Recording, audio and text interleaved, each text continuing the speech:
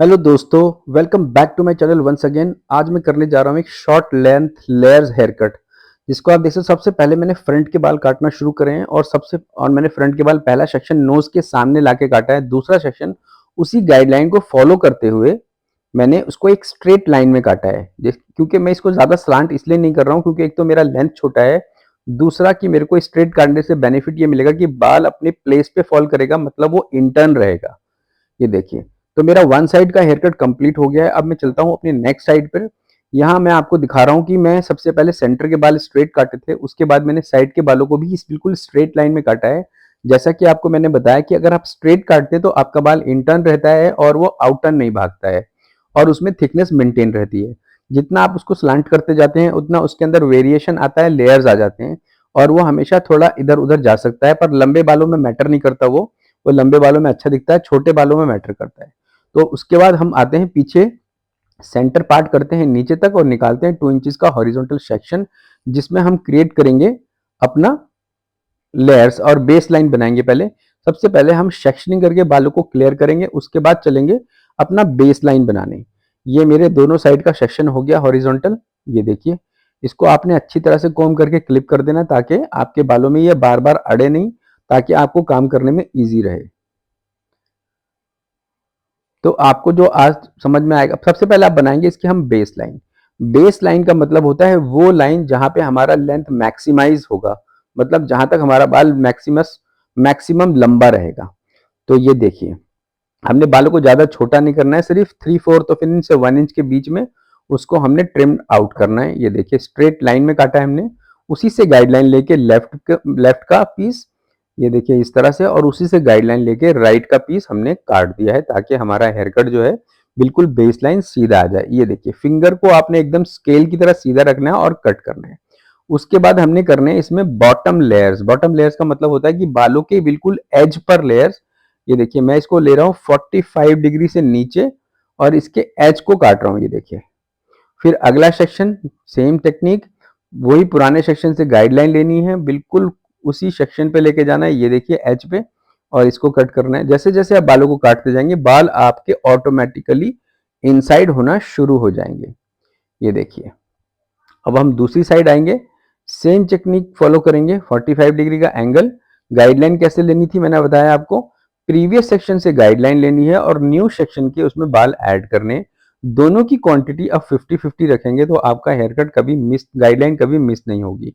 अब चलते हैं अपने दूसरे सेक्शन पे, जो कि एक हॉरिजॉन्टल सेक्शन हो रहा है। हॉरिजॉन्टल सेक्शन का मतलब होता है कि हम लेफ्ट टू राइट जो सेक्शन लेते हैं उसको हॉरिजॉन्टल कहते हैं। पर हमारा हेड जो है फ्लैट नहीं होता है तो उसका हॉरिजॉन्टल थोड़ा कर्विश दिखता है। पर आपको अंडरस्टैंड करने के लिए आप समझिए कि लेफ्ट से कान से जो राइट कान की तरफ जो हमारा बाल ट्रेवल सेक्शन ट्रेवल करता है वो हॉरिजॉन्टल कहलाता है। तो ये देखिए, हमारा दूसरा सेक्शन शुरू हो गया। सेम तरह से एंगल ले रहे हैं 45 डिग्री पर, बिल्कुल नीचे की तरफ पुल डाउन कर रहे हैं ताकि उसके अंदर बिल्कुल बॉटम के बाल कटे। ये देखिए इस तरह से, इस तरह से आपने काटना है। नेक्स्ट सेक्शन लेना है, प्रीवियस सेक्शन से गाइडलाइन लेनी है और कोम करना है उसको 45 डिग्री पर, तो जिससे कि आपका एंगल अचीव होता है और आप उसको जब कट करते हैं बाल ऑटोमेटिकली इनसाइड जाना शुरू हो जाता है। तो ये बहुत सिंपल टेक्निक है जो मैं आपको सिखाता हूँ।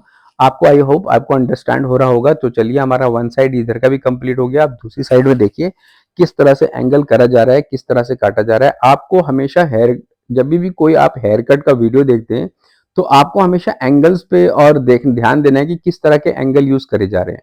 मैं तो आपको बार बार बता रहा हूँ कि एंगल 45 डिग्री लेना है आपने, पर आपने कभी कभी ये भी नोट करना है कि एक्चुअल 45 डिग्री है कि ऊपर नीचे है, क्योंकि मेरे से बताने में गलती हो सकती है पर आपसे देखने में गलती नहीं होगी, क्योंकि वो तो आपके सामने चल रही होती है चीज।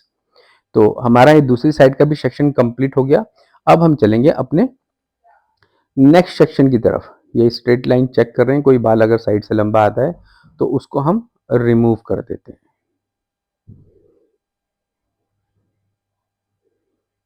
ये हमारा आ गया टॉप मोस्ट सेक्शन। इसमें ऑलरेडी बहुत छोटे लेयर्स होते हैं ऊपर, तो हमने ज़्यादा छोटे नहीं करने। देखिए, सिर्फ एलिवेट करेंगे।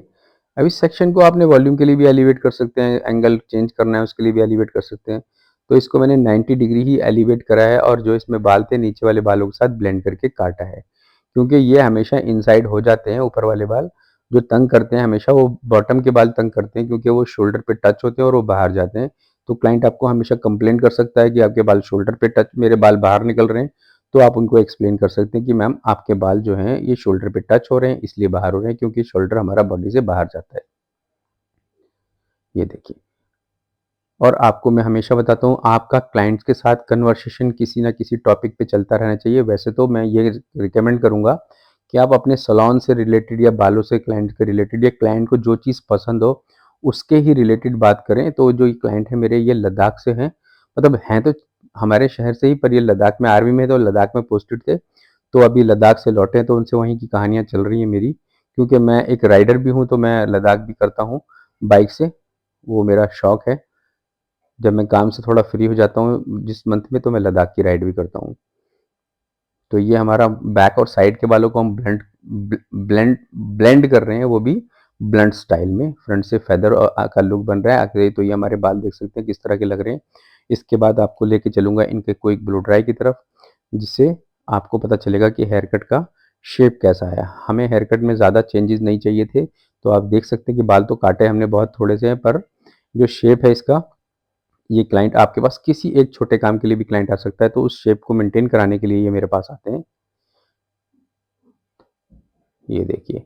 अब हमारे दोनों तरह के बाल, साइड्स के बाल भी ब्लेंड हो गए और ऊपर के लेयर्स भी कट गए। अब हम फ्रंट और बैक को ऊपर से ब्लेंड कर देंगे, जिससे कि हमारे बालों का शेप अच्छा हो जाएगा। और उसके बाद हम चलते हैं ब्लो ड्राई की तरफ। ये हमारा एक सेक्शन लगना है। जो बॉक्स सेक्शन है आगे का और पीछे का, दोनों को हमने एक साथ कॉम्ब करना है। इसको आप भूल नहीं सकते, आपको भूलना तो कुछ भी नहीं है अपने हेयर कट के अंदर। ये अब मेरा हेयर कट कंप्लीट हुआ। अब मैं चलूँगा आपके इसको लेकर ब्लो ड्राई पर, फिर दिखाता हूँ कि ब्लो ड्राई में कैसा लगता है ब्लो ड्राई के बाद।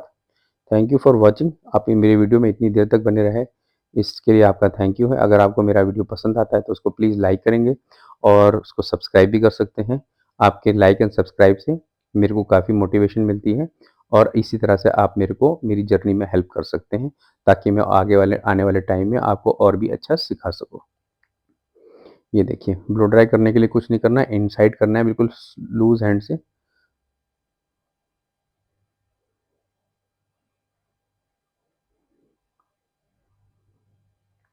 हमारे सैलून में कई सारे लोग मुझे कमेंट करते हैं कि आपके सैलून में 3 हाथों से ब्लो ड्राई होता है। तो देखो, कुछ ट्रेनी होते हैं, अगर आप ट्रेनी को कैसे सिखाओगे, जब ट्रेनी आपके साथ खड़ा रहता है, तो उसको ड्रायर पकड़ना सिखाना पड़ता है, ताकि उसको पता चले कि ड्रायर चलाना कहाँ होता है। तो ये सब चीज़ों की training simultaneously side by side चलती रहती है मेरी। तो ये देखिए, अब मेरा ब्लो ड्राई ऑलमोस्ट कंप्लीट हो गया। ये इसका फाइनल लुक है। कैसा लगा आपको हेयर कट, आप मेरे को कमेंट करके बता सकते हैं। Thank you for watching. मिलूँगा आपको नेक्स्ट वीडियो में। Till then take good care of yourself.